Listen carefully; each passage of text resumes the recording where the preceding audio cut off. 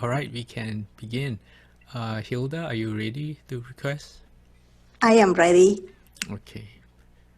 恭敬大德圣听，为此发挥一切众生，尽转扬法论，教导我们如何了生多思。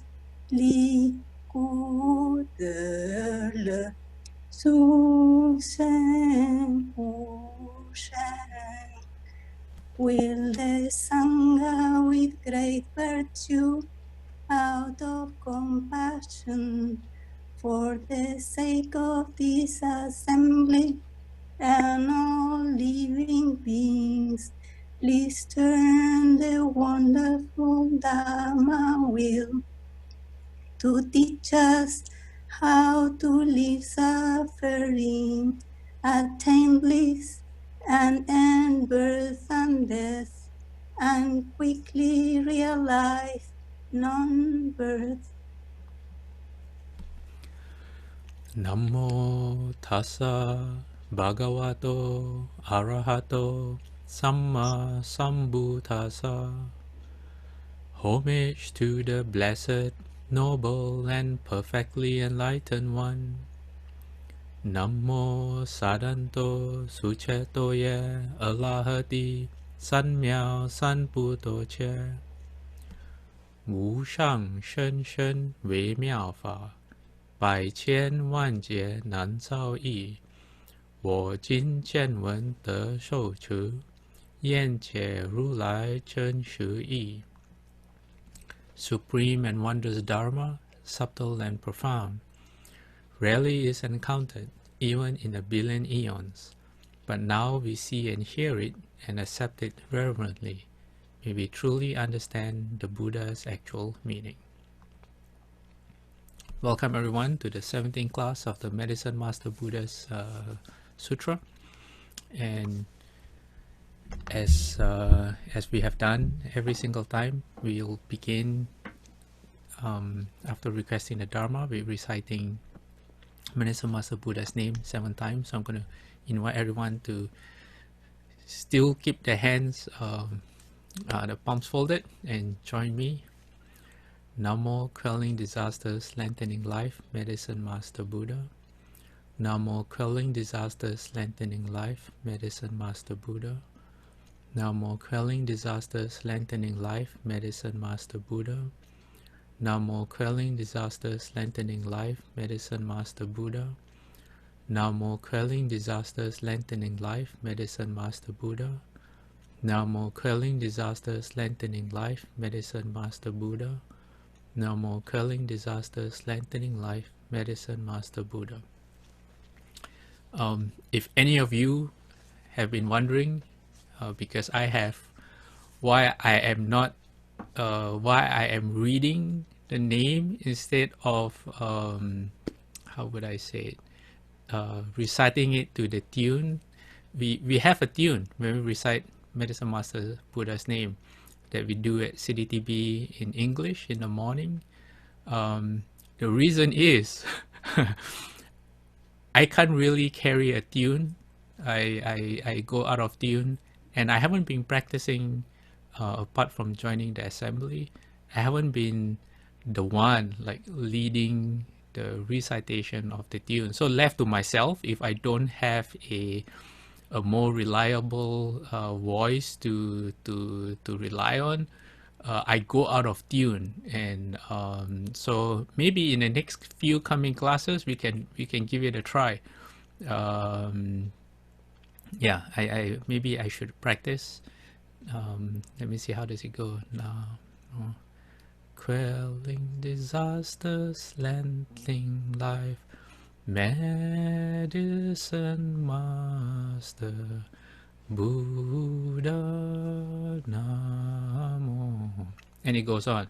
Yeah, it's my memories of reciting it to that tune is one of my favorite times in the CDTB Buddha Hall, because it's very quiet during that time. Yeah. Okay, welcome everyone to today's class. And whoa, we have a lot today. We still have to finish the fourth vow from last week, where I said towards the end of last week's class that we'll recite the Lotus Sutra, because the fourth vow has a lot to do with a certain chapter of the Lotus Sutra. And then if we have time today, we'll move to the fifth vow, and the fifth vow by itself is a lot.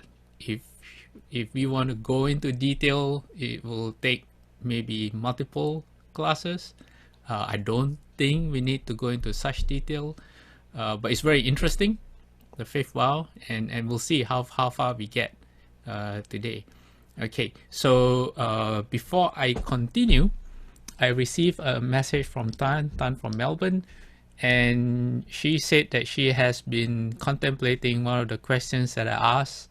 I don't know what question she is referring to, so I'm just as eager to find out as all of you.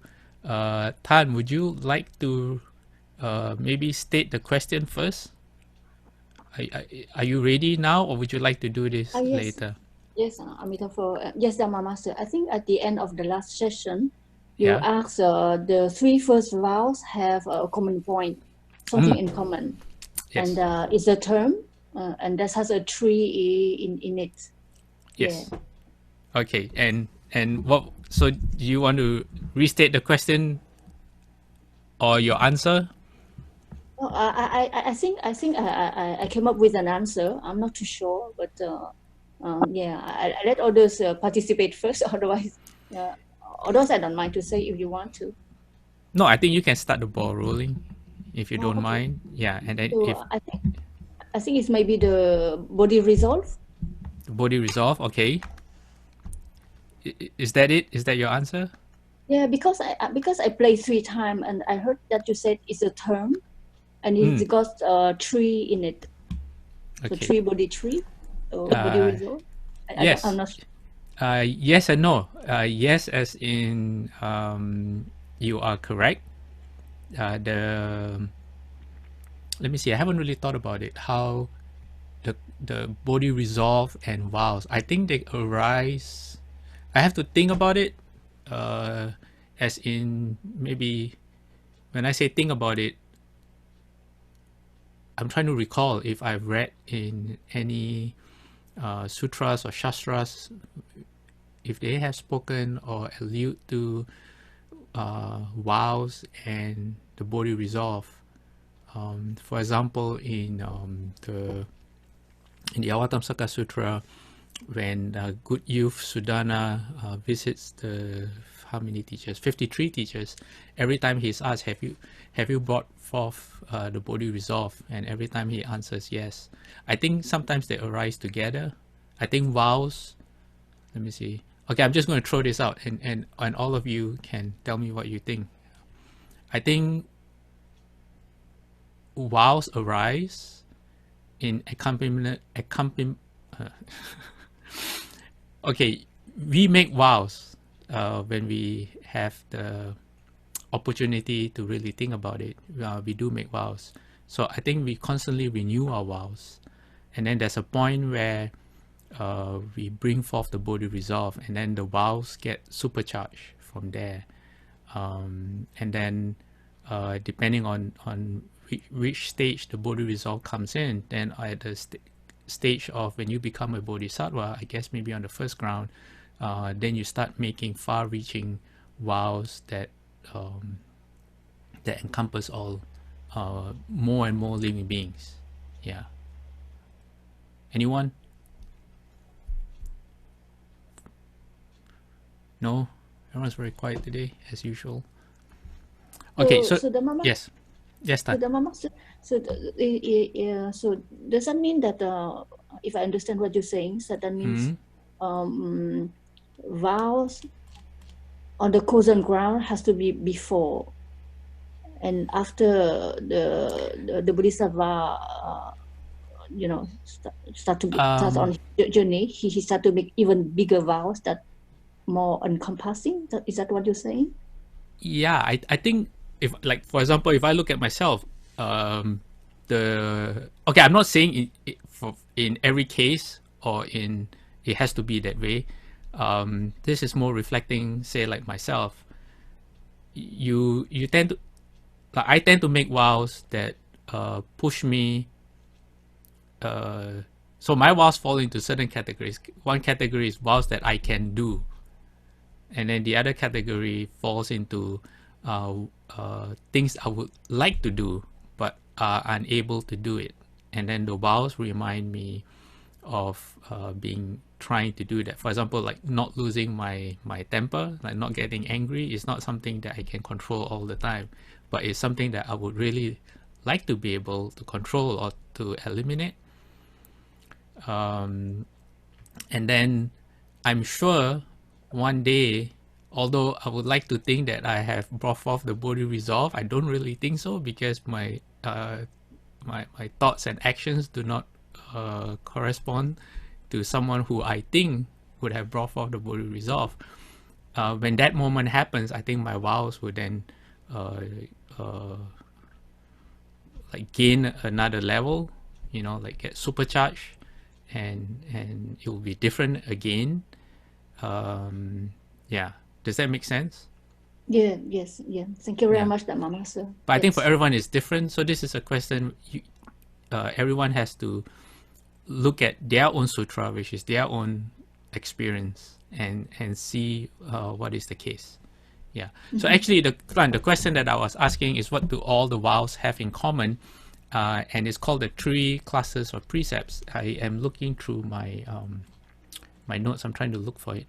Basically, it is the 3 great vows, which is I vow to cut off all, I vow to refrain from all evil deeds. And then the second one is I vow to do all good deeds. And the third one is I vow to save all living beings. So if you look at all 12 of Medicine Master Buddha's vows, you will see that the part about saving living beings is very obvious in all the 12 vows. And then the first and second is kind of implicit. It's kind how would I put it? It has to be there for the vows to be carried out.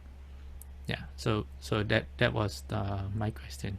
So yeah. So you're right, as well as yeah. Let me see if anything in the chat box.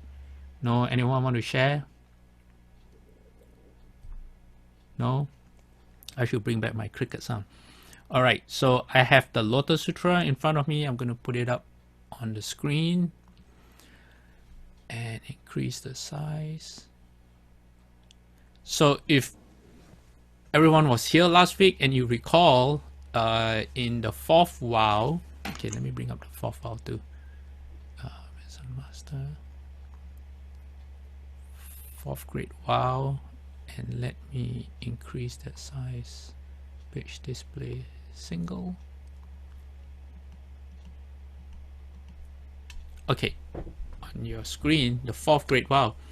I vow that in a future life, when I attain Bodhi, I shall lead those sentient beings who practice deviant paths to reside in the way of Bodhi, and those who travel on the vehicles of the hearer or Prachika Buddha to abide in a great vehicle. So when I read this vow, what immediately came to mind was a chapter in the Lotus Sutra where the Buddha explains what the Buddha actually does. Yeah. So I explained a bit last week, but instead of explaining it again and giving you the context, I'll let the sutra do that. So let me see. Okay, so this is I'm going to start here, but just to let you, this is the Buddha speaking to Shariputra, and the Buddha is explaining, if you look at the right top of the page, how Buddha Bhagavats explain the Dharma with various explanations and illustrations using skillful means, all for the sake of highest complete enlightenment. All of these teachings are for leading and inspiring the Bodhisattvas. So then the Buddha is clarifying. He said, I will now clarify what I mean with illustrations. And it says, those with wisdom will be able to understand through these illustrations. And because right now we have the Buddha's words right in front of us, it is as if the Buddha is speaking to us. So I hope all of you, I know all of you have the wisdom and will be able to understand. Okay? So this has relevance to the three cards, the vehicles or cards, and I'm going to put my palms together. I'm going to read and scroll as necessary. So, okay, let me begin. O Sariputra, suppose there were an aged and extremely affluent man, either in a town, city, or country, who has immeasurable wealth, abundant estates, mansions, and servants. He has a spacious house, yet it only has a single entrance. Suppose many people live there, as many as 1, 2, or even 500 people. The buildings are in poor repair, the fences and walls are crumbling, the pillar bases are rotten, and the beams and framework are dangerously tilted. Suddenly and unexpectedly, fires break out everywhere, setting the house swiftly aflame. The children of this man, 10, 20, or 30 in number, are in the house. All right? Okay, so this is the Buddha explaining to Shariputra what he means by illustration or metaphor. Okay, let me scroll down. Oh, too much. Okay. The affluent man, seeing the fire breaking out everywhere, becomes alarmed and terrified. He thinks, I am capable of escaping through the burning entrance in safety, but my children are absorbed in play within the burning house and are not aware of the fire, do not know, are not alarmed or terrified, and the fire is approaching them. They are not troubled about their suffering, nor do they intend to leave the house. O Sariputra, this affluent man thought, since I am still physically strong, I could take the children out of the house in the folds of my garment or on top of a desk. Okay, I'm going to pause here. And we had a discussion in the WhatsApp group just a few days ago, and someone brought up this simile or metaphor of the burning house, and I think it was referenced as living in samsara, like so the burning house does, you can use the burning house, you can interpret it that way. What you could also do, and this is more relevant, is to interpret the burning house as your own body. And in that way, then you know that your body is going to end. Okay, so let's continue from here. Oh, and I'm going to scroll down again. He further thought, there is only one entrance to this house and it is very narrow. The children, who are immature and still unaware, are attached to their place of play. They may fall into danger and be burned by the fire. I should now tell them of the danger. This house is already burning. They must escape as quickly as they can to avoid being burned by the fire. Okay, so if you haven't figured it out yet, the Buddha is the affluent man, and he owns or he has this that property which is in disrepair. And the children, who seem really stupid because they can't even recognize that, you know, through the smoke and through the heat, or they might be in a different part of the house, that they are in danger, refers to us. Okay, so we are the children who are so preoccupied with our toys that we do not realize that the place that we are in is going to kill us. All right, or that we are in danger. Okay, let's go to the next page. So us, who children, immature and still unaware, we go about life every day blissfully, either ignorant or not wanting to know that, you know, our lifespan is kind of has an end. All right, so next page. After considering this, he urged the children according to his thought. Children, run out immediately. Although their father in his concern has given them the proper advice, the children are immersed in their play and do not accept it. They are neither alarmed nor afraid. and have no intention of leaving the burning house. Moreover, they do not even know what a fire is, the condition of the house, or what they may lose. They merely round about, back and forth, looking at their father. Okay, so this is us. We have the sutras, we have the Dharma in front of us. You know, we have people telling us, hurry. We have Shuvu telling us, hurry, hurry. Practice, cultivate, you know, go back to your essential nature. But we have so many other things, more important things to think about, like our families, our careers. Like, I'm not built for the living home life, you know, maybe in my next life I want to go to heaven, whatever. Okay, so thereupon the affluent man thought, this house is already engulfed in flames. If my children and I do not get out, we shall perish in the fire. I will now use skillful means to help my children escape from this disaster. Since the father already knew that his children were attached to various rare toys and unusual things that each of them liked, he said to them, the toys you are fond of are rare and hard to obtain. If you do not take them, you will certainly regret it later. Right now, outside the house, there are 3 kinds of carts. One is yoked to a sheep, one to a deer, and one to an ox. Go play with them. Children, run out of this burning house immediately, and I will give you whatever you want. All right? So the father is giving them an incentive to get out of the burning house. He is giving them toys that they really, really want, but they don't have yet in the house.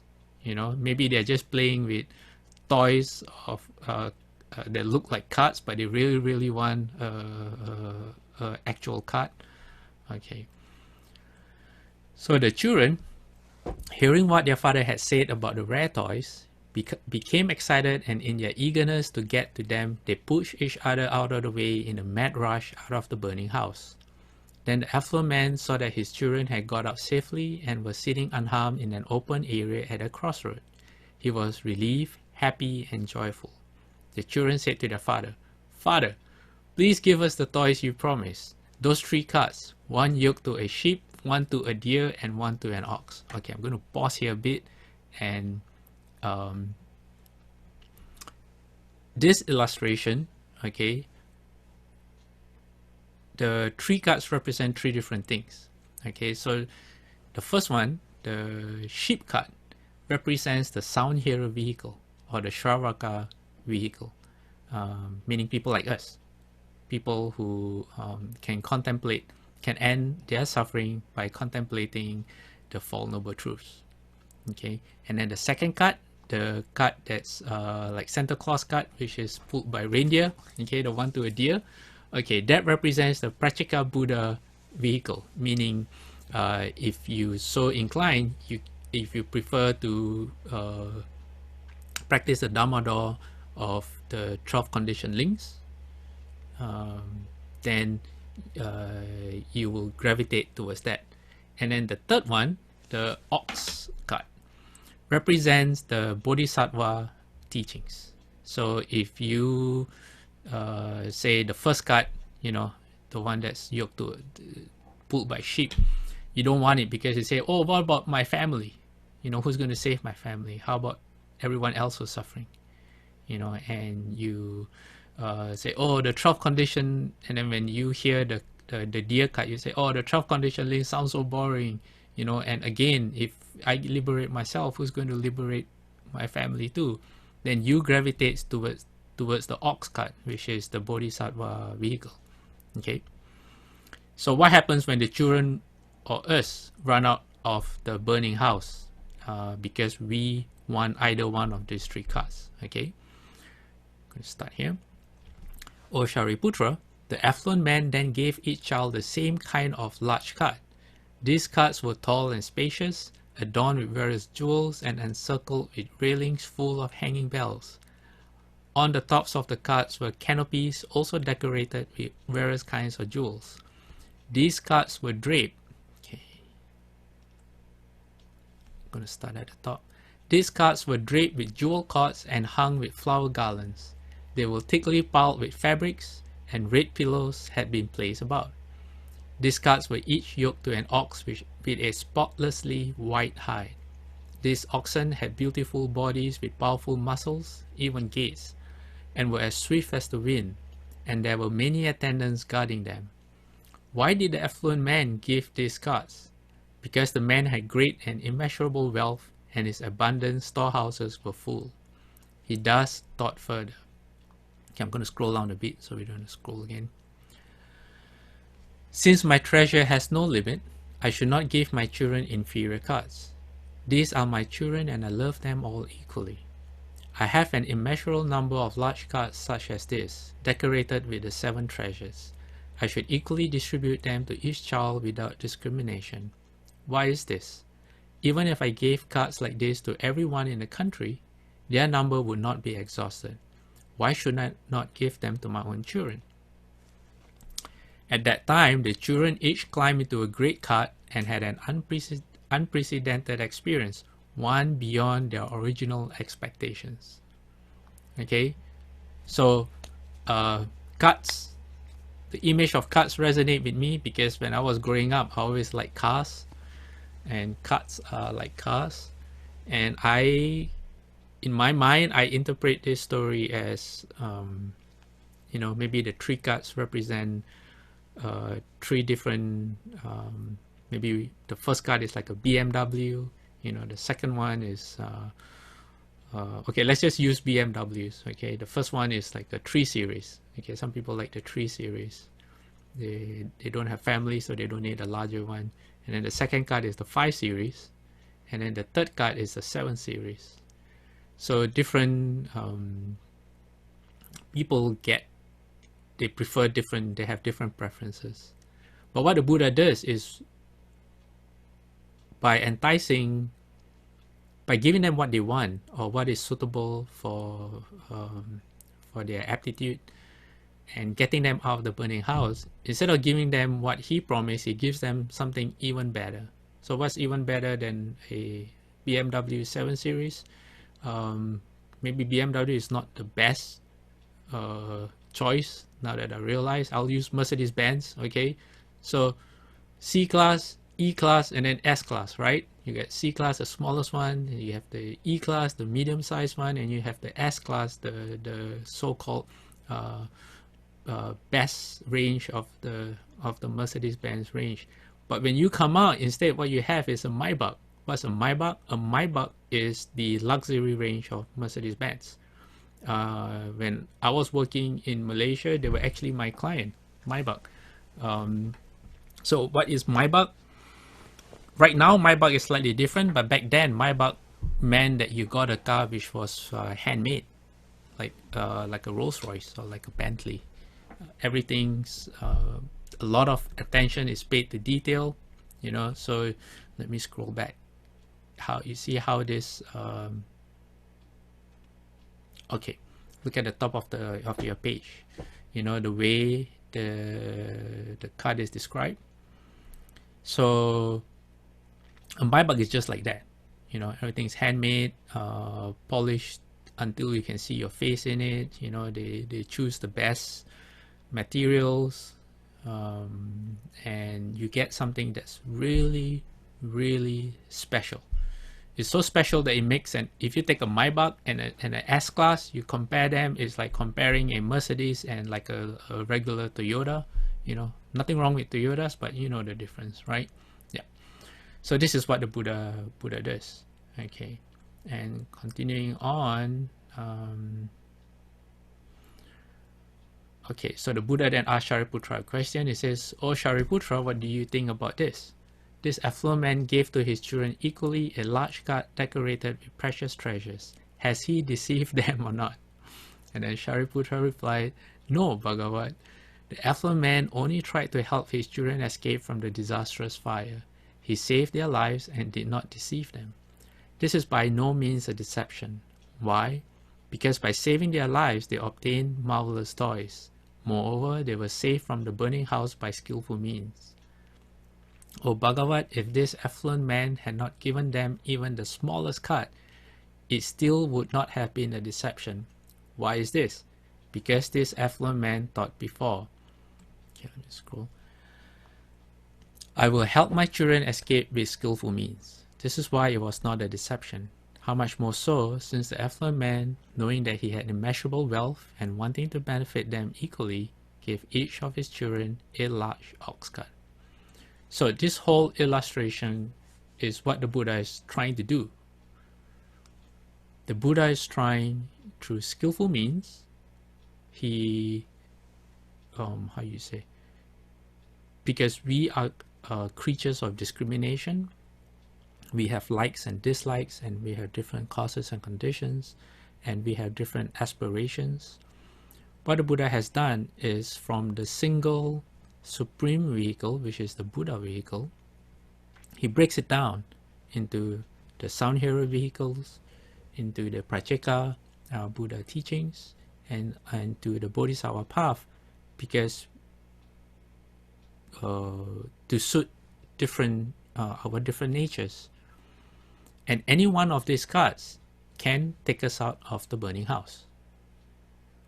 So that's why that's how you say, we shouldn't discriminate between, like, say, oh, the Theravada teachings or the Mahayana teachings, or people who have, say, aspirations to become Praceka Buddhas, and say that, oh, it's this or that, because as far as the Buddha is concerned, it's just a means to an end.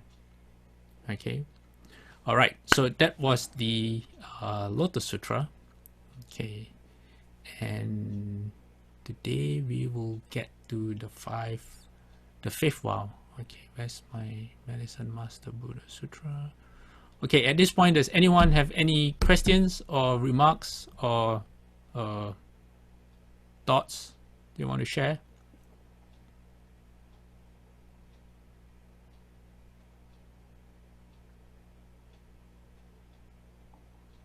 No?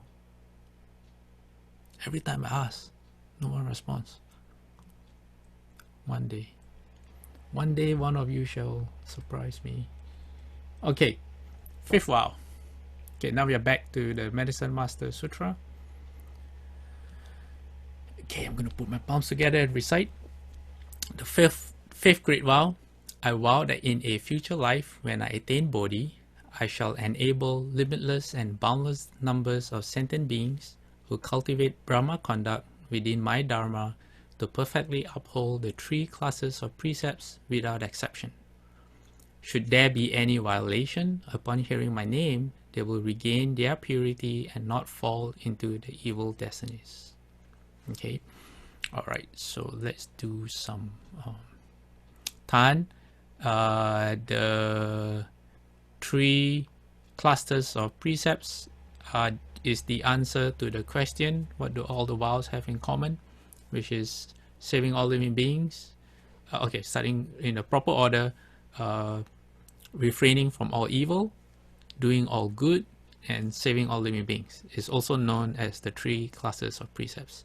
So in this vow, the Buddha to be, Medicine Master Buddha to be, when he made this vow, or she made this vow, he said that anyone who is cultivating Brahma Conduct within his Dharma, he will enable them to uphold these 3 classes of precepts without exception, perfectly.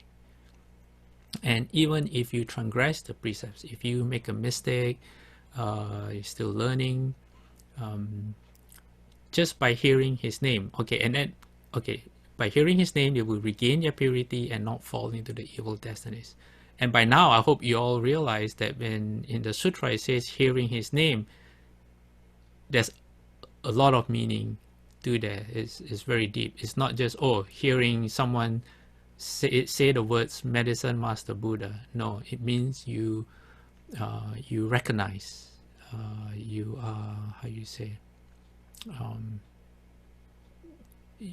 you see the virtues of Medicine Master Buddha. Okay, all right. Chat box. Ron says that the first 5 vows are so straightforward. How could we not understand their meaning? Only if there are some words of profound meaning deeply hidden in the words would we miss the point. Yes and no. I guess that if you just read the words as, like, say, grammar-wise, yes, you can derive meaning from there.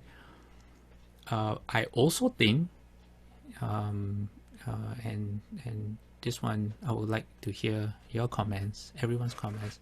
I also think that the precepts are kind of like a mirror, in the sense that it reflects back your understanding and practice of the Dharma too.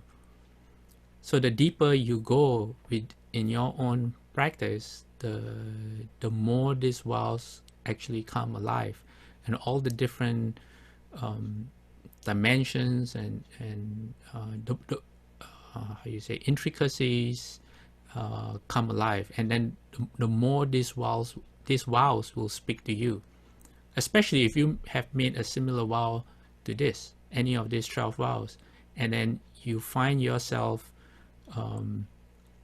through the power of your own vows actually transforming. And then when you come to a sutra that mirrors your own experience, then you start to appreciate the depth that's there. So you go from the surface, just from the meaning of the words that are strung together, into a deeper meaning that reflects your own journey. Okay, and Ron says, I have read this sutra many times. I know I don't fully or deeply understand it all. That is why I'm joining this lecture. Yeah, not just you, myself too.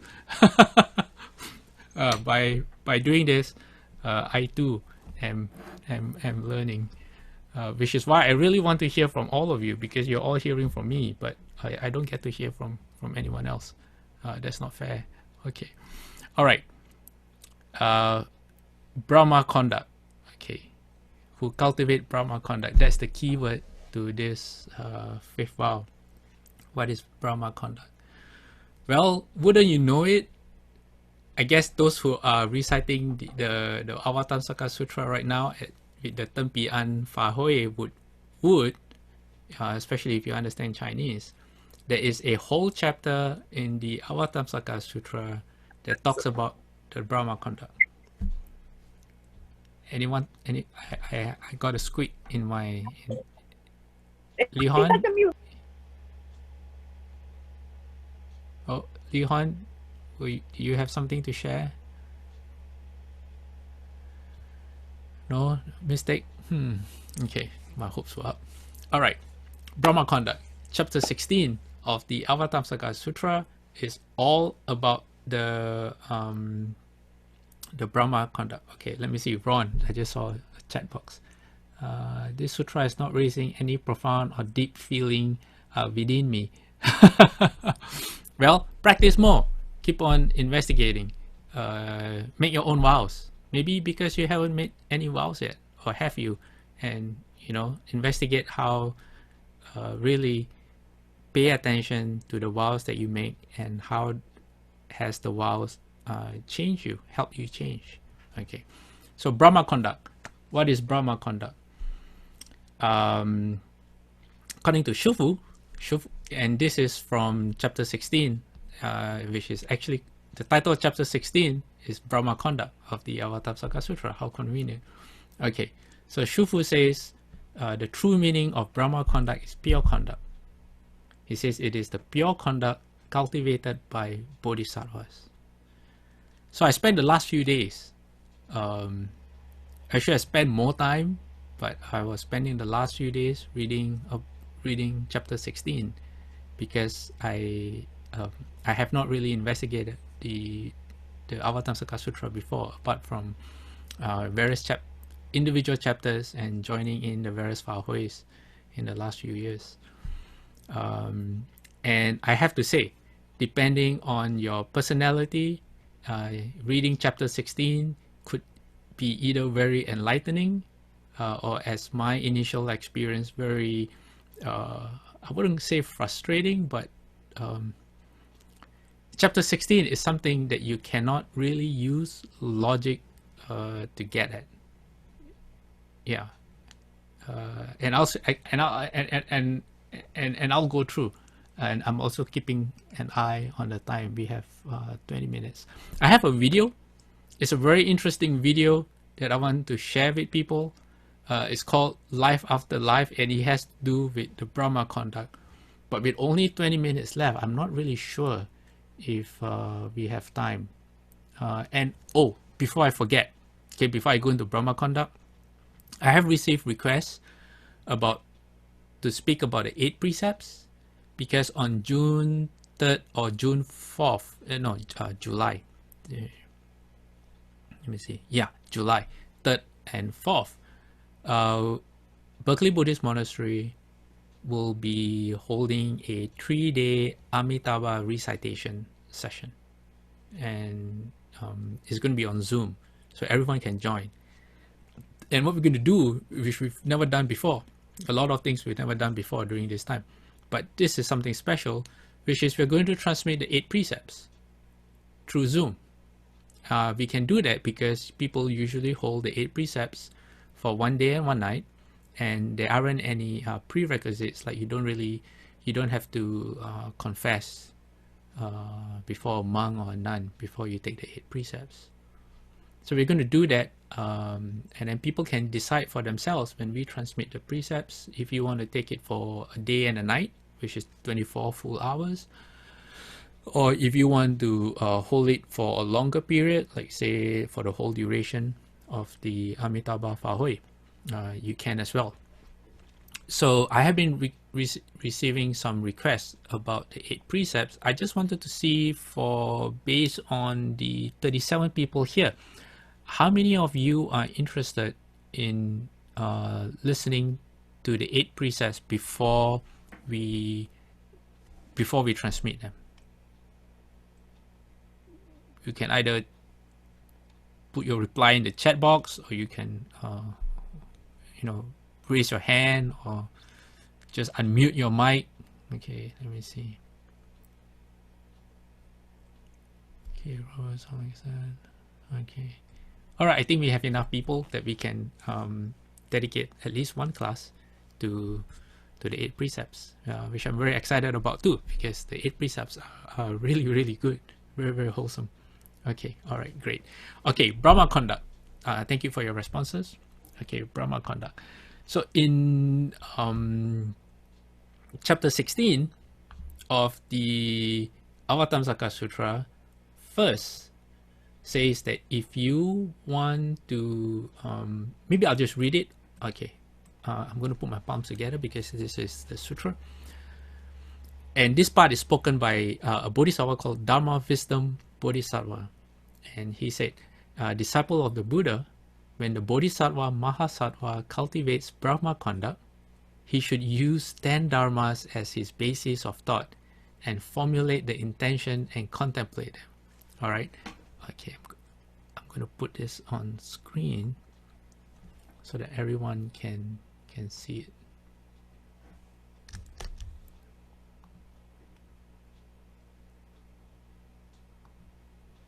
Okay, there you go. Oh.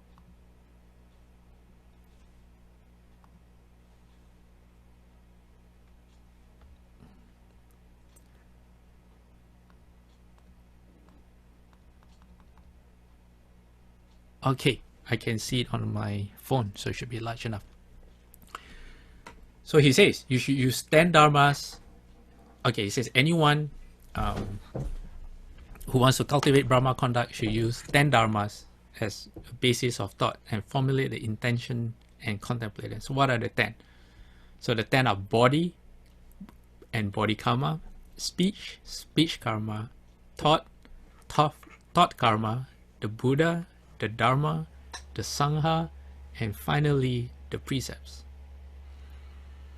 So in the last few days, as I've been trying to digest chapter 16, Brahma Conduct, it is not, I mean, trying to see the how you say, it's one thing to explain something that you understand at a theoretical level, and it's another to be able to explain from your heart, as in because you understand it at a deeper level.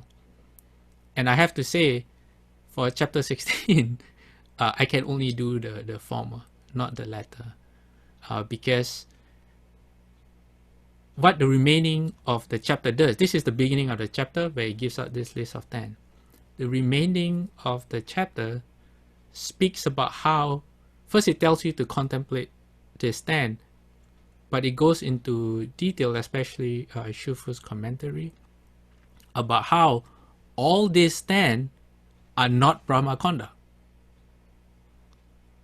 Okay?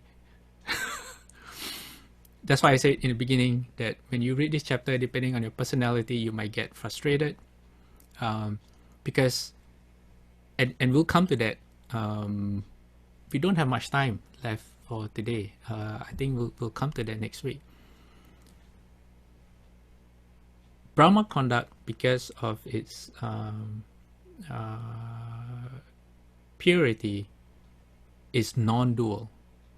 So it defies conventional sophistry, which is like language, to be able, you can't get a hold on it through language. So I realized halfway through chapter 16, by skipping forward a few pages to the end and then coming back again, is that chapter 16 was trying to describe what Brahma Conduct isn't, rather than what Brahma Conduct is. Yeah. All right. So if you all want, I would suggest you all read chapter 16, and if there's any interest in the WhatsApp group, I can send you a copy of what I have. So because I have read chapter 16, your benefit in this class is you don't have to go through the whole entire chapter 16, and I will kind of summarize it for you. Okay, let me see. Okay, so if you look at your screen, oh, what's going on? How do I? Oh, this. Okay, so this is the sutra itself, the excerpt of the sutra.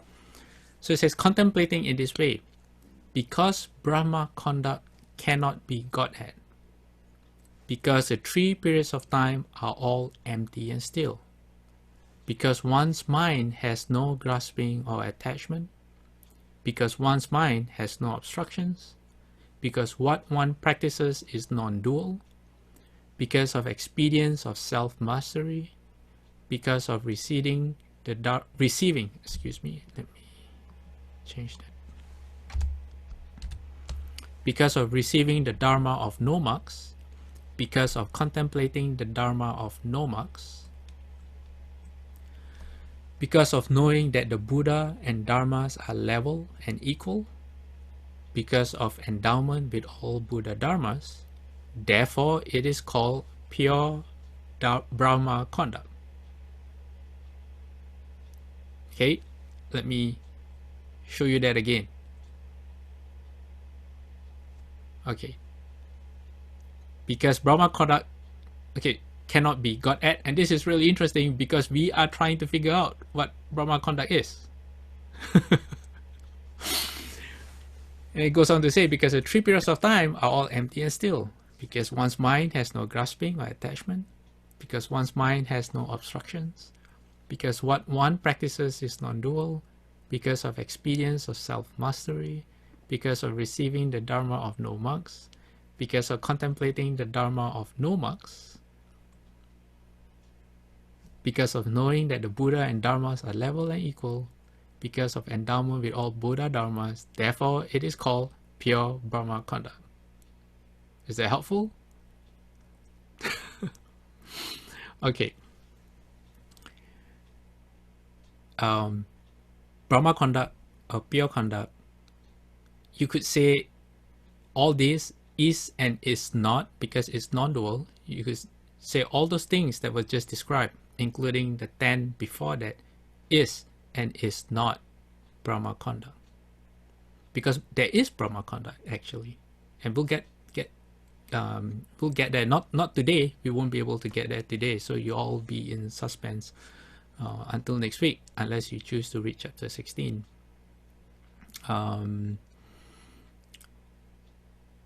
but actual true Brahma conduct cannot be put into words. Okay, so how do we figure out what is Brahma conduct? Okay, let me go back to my notes.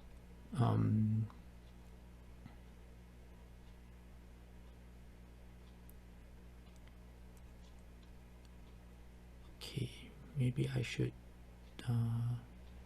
Okay, I'll just read this out. I wouldn't copy and paste this. After the sutra gives us this, the next part of the sutra says, moreover, one should cultivate 10 kind of dharmas. What are the 10? The 10 are the knowledge of what is and what is not the case. I think this 10 is the Buddha's powers. So the first one is the knowledge of what is and what is not the case. And the second one is the knowledge of the karmic retributions in the past, present, and future. I'll run through this list of 10 and then we'll go through one by one. And then the third one is the knowledge of all dhyanas, liberations, and samadhis. Fourth, the knowledge of all superior and inferior faculties. 5, the knowledge of the various kinds of understandings. 6, the knowledge of the various kinds of realms. 7, the knowledge of where all paths lead. 8, the knowledge of the unobstructed heavenly eye. 9, the knowledge of the unobstructed penetration of past lives. And 10, the knowledge of forever cutting off habitual energy. Yes, I think these are also known as the Tathagata's 10 powers, the Buddha's 10 powers. So the sutra says in this section that to understand Brahma conduct, we should be investigating these 10 kinds of dharma. Okay, and then next week I'll share the list with you on screen. And then the sutra goes on to say, after one has heard them, which is all of you right now, okay, say one must. Okay, so all of you must. These are instructions. Remember the burning house, the Buddha says that he gives them instructions, but the children are too busy playing. Okay, so now you have a chance to stop playing and listen and follow. Okay, so the Buddha says, after one has heard what you just heard, this 10 powers of the Tathagata, one must produce a mind of great kindness and compassion. One must contemplate all beings without renouncing or separating from them. One must consider all dharmas without resting. One must practice unsurpassed karma without seeking for rewards. One must completely understand that all states are like dreams, illusions, shadows, echoes, and also like transformations. Okay, so the plan for today, I'm going to stop here for now.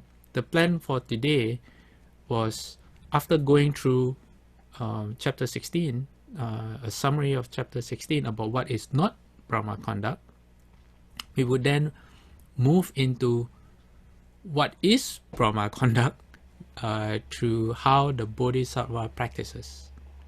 And what are the Bodhisattva practices? Well, commonly known as the 6 paramitas. Paramita is a Sanskrit word for crossing, reaching the other shore. That means crossing the sea of suffering and being liberated. So Nagarjuna Bodhisattva has a shastra that talks about how the Bodhisattva practices the 6 paramitas, and from there we can get a really, really good idea of what Brahma conduct is, rather than what Brahma conduct isn't. Okay, and to be able to do all this, you need to have a mind that's really, really still, a very, very, very, very quiet mind, a mind that doesn't move back to the usual logic that we use, the usual forms of language, forms of recognition, forms of how the thoughts lead from one into another. And then later in the text, it also says that when that happens, you are free from all attachments. And what is that like? What is it like to have a mind that's non-moving? Well, first of all, you're not like a rock. You're not like some inert dead wood that has no feeling or doesn't know what's going on. You're not asleep. In fact, your mind is really, really sharp and bright. It feels really liberating.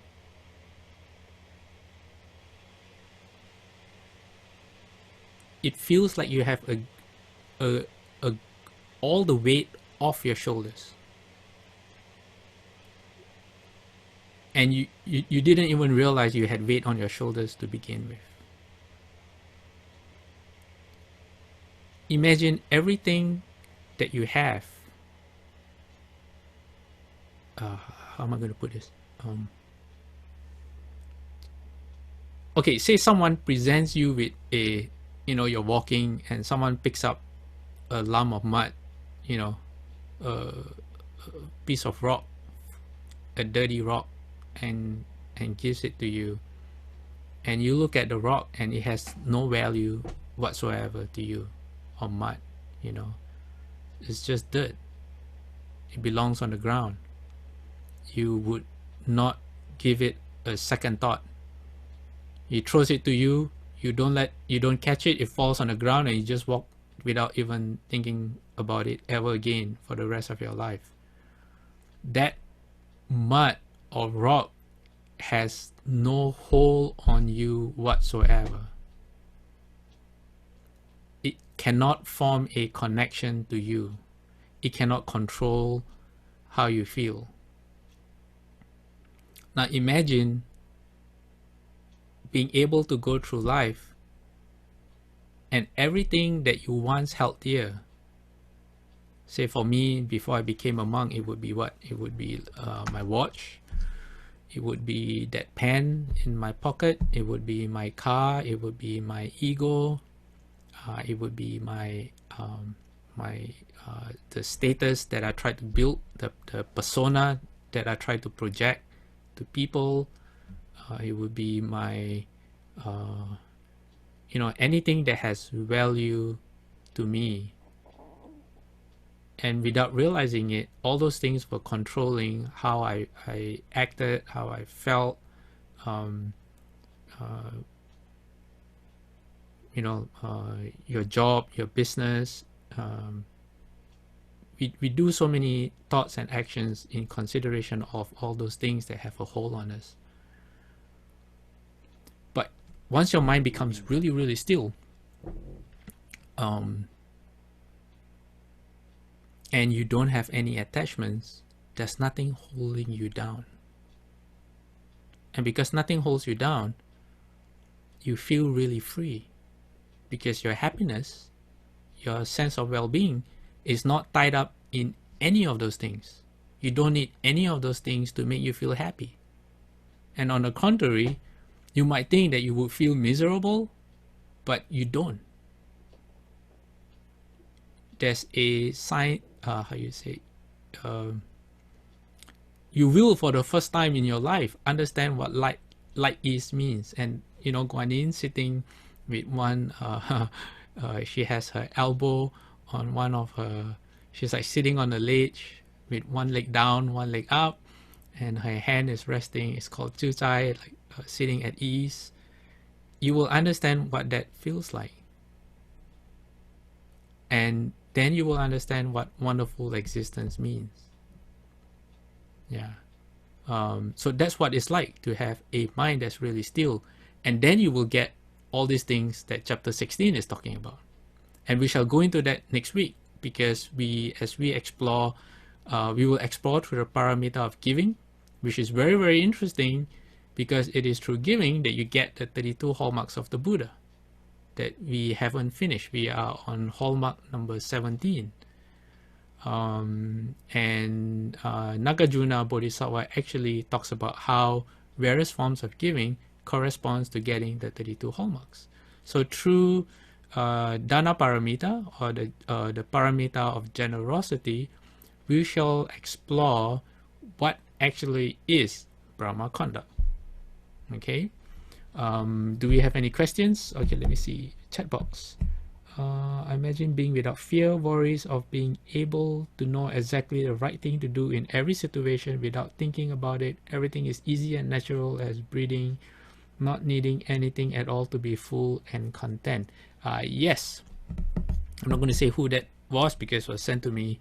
It was a private message, but yes, yeah, it feels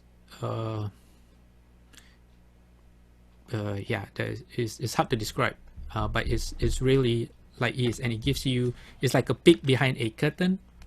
Brahma likes to use the Wizard of Oz as an example. You go behind, you peek behind a curtain and you see, oh, there's actually someone there, and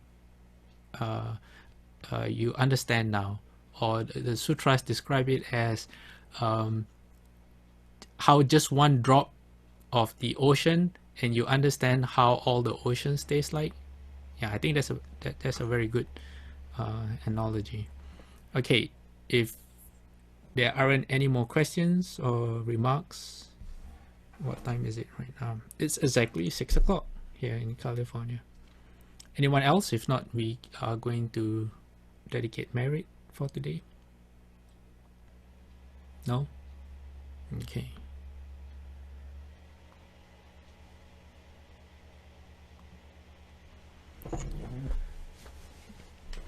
Okay, I'm gonna put my palms together. Invite everyone to join me. You can dedicate the merit to anyone you can. The world right now is not a very happy place, although there's hope. Dedicate the merit to people so that suffering ends.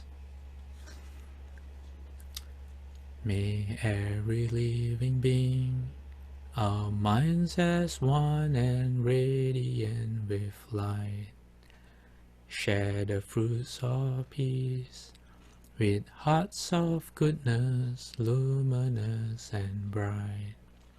If people hear and see how hands and hearts can find in giving unity, may their minds awake to great compassion, wisdom, and to joy. May kindness find reward. May all who sorrow leave their grief and pain. May this boundless light dispel the darkness of their endless night. Because our hearts are one, this world of pain turns into paradise. May all become compassionate and wise. May all become compassionate and wise. Okay, everyone, thank you for joining us. See you next week.